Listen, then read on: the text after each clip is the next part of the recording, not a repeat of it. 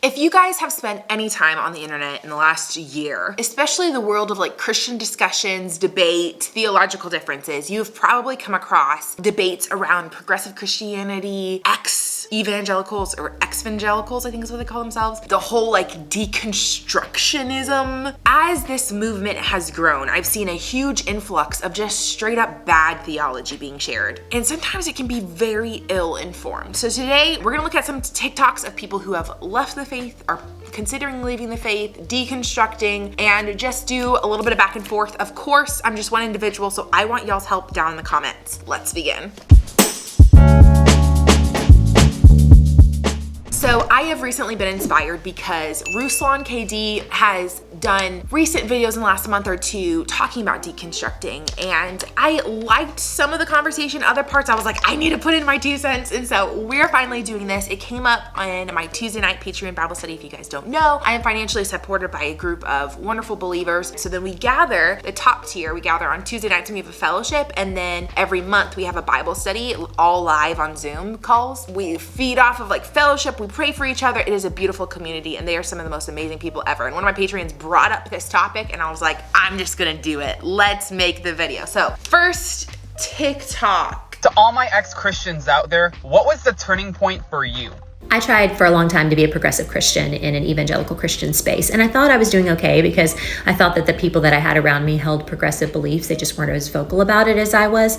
But there was one precipitating event that made me realize that that was not going to work, and it was that my daughter came out publicly on my Instagram page several months ago. And in the comments of that section, not a single person from our church or from any of the evangelical spaces that we've been a part of said anything supportive. Not publicly and not even privately to me. And it made me realize that despite the fact that they'd known her since she was born, they know her heart and how special she is, not a single one of them were willing to cross that bridge and publicly show love and support for an LGBTQ teen. You guys probably know, I personally cannot affirm LGBTQ relationships. Biblically, I don't see a faithful hermeneutic. However, I'm not ignorant to say that there aren't some Christians that do believe that they're being faithful to the scriptures while they affirm that kind of lifestyle and relationship. I personally would disagree with that hermeneutic. However, I am open to wrestle and to talk about our hermeneutics. Let's say I'm debating with this woman, this topic of same-sex attraction, relationship, marriage, whatever, lifestyle. And we're being very respectful. One of us has got to be wrong. It's either me or her. Neither of us are going to hear the truth if we don't love each other and respect each other enough to have those hard conversations and to have those debates. And so I'm a really big proponent for the church needs to stop pointing fingers and just condemning those that they disagree with theologically, who are still in the household of faith, who are still proclaiming to be in the household of faith. But what we need to do is speak truth and love. And so it really bums me out that those who disagree with this woman and her daughter couldn't at least love. In a situation like this, I would love for someone to say like, I'm here for you if you ever want to talk. I will love you forever. Now, sometimes those who do affirm same-sex relationships and attraction and lifestyle, all of that, there are times where I feel like they may not be handling the scriptures in a saving knowledge of Jesus Christ kind of way, but that's not all the time. And it's also really messy when I just point to anybody who disagrees with me theologically and say, well, you must just not know Jesus then. You must just not have a saving knowledge of Jesus. You must just not like believe the Bible's true. It's like, well, let's get to the actual heart of the matter. What are they doing with those passages? And are we sure enough in our convictions in the way that we handle those passages to be open to those discussions and to know why we are taking those passages literally versus why they're taking them as no longer applicable for today? So I would have to say, like, hearing this woman, I see genuinity in her. Let's respect her enough to at least say, I'm gonna love you enough to say, okay, I disagree with you, but I'm gonna still love you. And the Lord loves you. And the Lord has shown me such great love that I can't help but overflow into love to you. The church, more than anywhere else, should be showing that love of Jesus Christ. And so we are challenged more than ever to wrestle with what it looks like to speak truth in love, to love those whom we disagree with, to disagree in love, and to do that well. Let's move on. To all my ex-Christians out there, what was the turning point for you?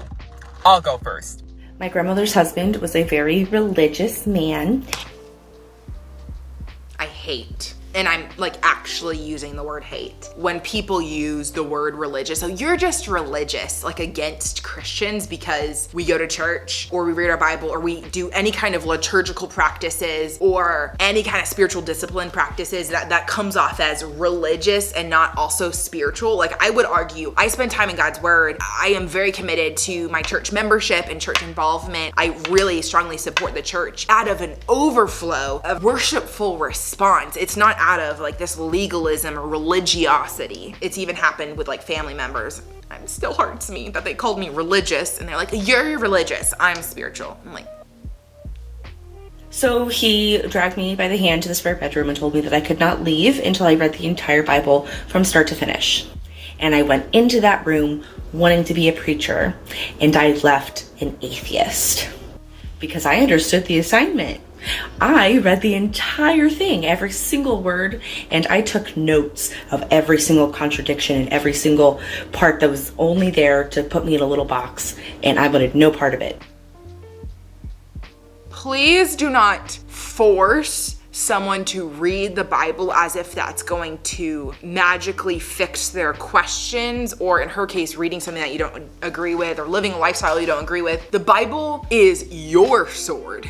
Don't force that into that person's hand. There are passages that if you read them literally, they will contradict each other, but they are not intended to be read literally. And I have an entire video on that I will have a link down below in the description box and in a pinned comment. The Bible is a dynamic document. You can't read it all straight through, literally, like this man forced her to. You will find quote unquote contradictions. There are figures of speech in the Bible. God does not have literal wings. There are times in the Bible where things aren't chronological. It breaks from a chronological order, and that's for a purpose. There are genealogies that are ordered, and one will leave out certain characters to make a theological point, and then the other one will add certain characters into that genealogy to make another kind of theological point. There are purposes to those contradictions. There's clearly a lot of emotion of hurt, and clearly she did not find a safe place to rest. And so it just bums me out like what a bad witness this is, but I also so badly wish that I could reach out to this girl and just give her a hug and just tell her that like Jesus, like the author, like God wouldn't have done that to her.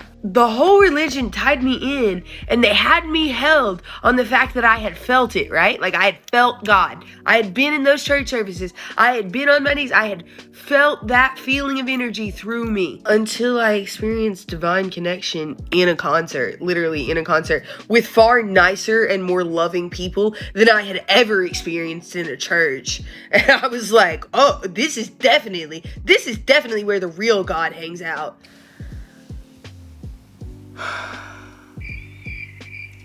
This is so a new age understanding of God. God is not energy. Westminster Shorter Catechism, God is a spirit, infinite, eternal, unchangeable in his wisdom, power, goodness, truth. It's not dependent on you feeling him. And I do think the church has failed time and time again with depending on that feeling. Though God does give us our senses and does give us emotions and uses them and responds to them, our feelings come and go. God doesn't change, and he doesn't come and go. One of my favorite Psalms kind of nails down what I'm trying to emphasize here, and it's Psalm 62. Truly, truly, my soul silently waits on God, for he is my salvation. He alone is my rock and my salvation. I will not be greatly shaken. And this gives us that imagery of it is resting on God, not on my feelings, on my experience on God, on me perceiving God, on me finding God at a concert. It is rested in God, for he is my salvation. Proverbs 3:5, like the main verse for the book of Proverbs, the core verse, reminds us to not rest in our own understanding, to not trust in our own ability, but to trust in the capital L-O-R-D. And y'all know when it's all caps, that's Yahweh. That's the covenant, promise-keeping God. Jeremiah 17:9 tells us, again, not to rest on our own feelings, things, but to rest in God. In Matthew 14, when Peter sees Jesus walking on water, he's like, let me get out and join you. What happens? It's all based on his feelings. Peter's such a good example to look at, like to not be like the feelings. Our faith should be set on the rock,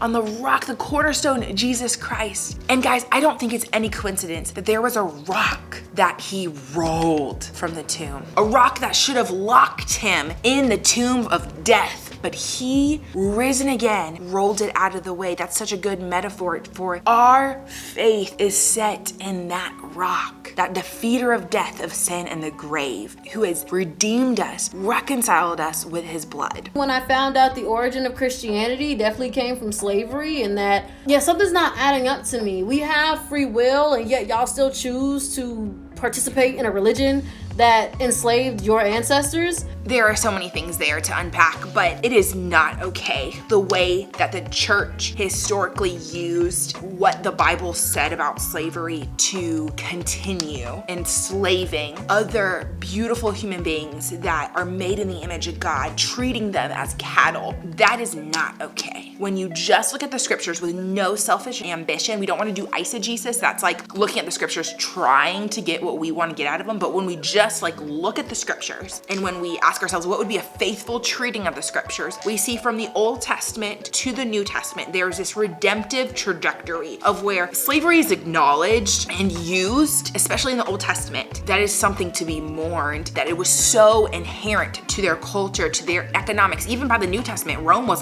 really dependent on slavery. But by the time we get to the New Testament, we see Paul writing a slave owner, petitioning him, saying, you owe me a favor. Free that slave that ran away. Onesimus? Yeah, he ran away, got thrown in jail because they found out he was a runaway slave. I met him there in jail, and he became a believer. And I believe God can use him on my missionary journeys, in ministry work. Free that slave. You owe me a favor anyway. Philemon, free that slave. There's so much in this topic of why people walk away from the faith, their hurt, their pain, their bad experiences in the church. And I really truly believe a lot of it comes back to this main truth that we need to keep in mind. The church is a house of sinners, of people redeemed by the blood of Christ, but in the now and the not yet perfected, still broken, still needy, still messing everything up. Come on in. We might hurt you, we might mess it up, but that's because we're a bunch of people in all one building worshiping this good God who redeemed even me.